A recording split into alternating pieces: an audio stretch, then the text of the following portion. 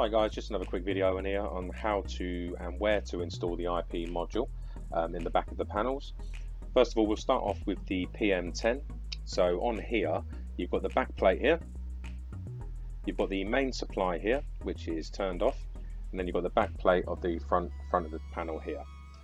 This obviously powers the IP module. So the IP module itself comes in a little box. What you get with that is the module itself. So you get this thing here. You also get two of these module cables, and also you get the patch lead to go straight to the router of the system. So what I'll do is I'll put this at the back. It'd be helpful if I actually fitted it the right way. Once you've got it in there correctly, you'll feel a little slot, and it's comfortably gone in there. But you must use the two screws that come in the pack. One goes here and the other one goes here. It just secures it to the back of the back plate.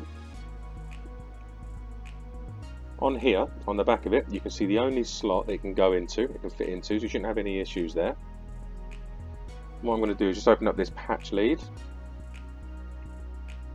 and plug that into the IP module here. Again, it will help if I get it around the right way.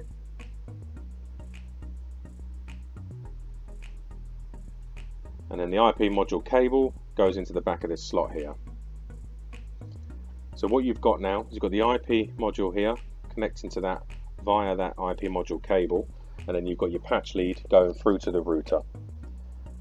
And that is basically the PM10 connecting that way to the back of it to the front. So as simple as that, really. What I'll do now is jump onto the PM30. So again, a bit bigger. You've got the back plate at the front of the system here, and then you've got the back of the alarm system here. So this obviously powers up the IP module.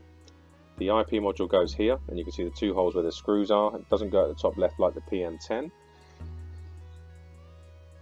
So with the IP module here, it doesn't slot as comfortable as the PM10, but once you get it on there, you line up the holes, you can then insert the screws bottom left and top right. Again, this must be done. It just secures it on there, and it still complies with grade 2 then. So once the IP module's in, what you want to do is you've got a simple connection that actually says IP, just plug it in. And then the next step again is to add obviously you've got the power to the IP module there, but then what we need to do is add the patch lead to the IP module going straight to the router. So again, that is it. You literally are holding it all together with the two screws at the back, patch lead to the router, and the connection from the IP module to the panel.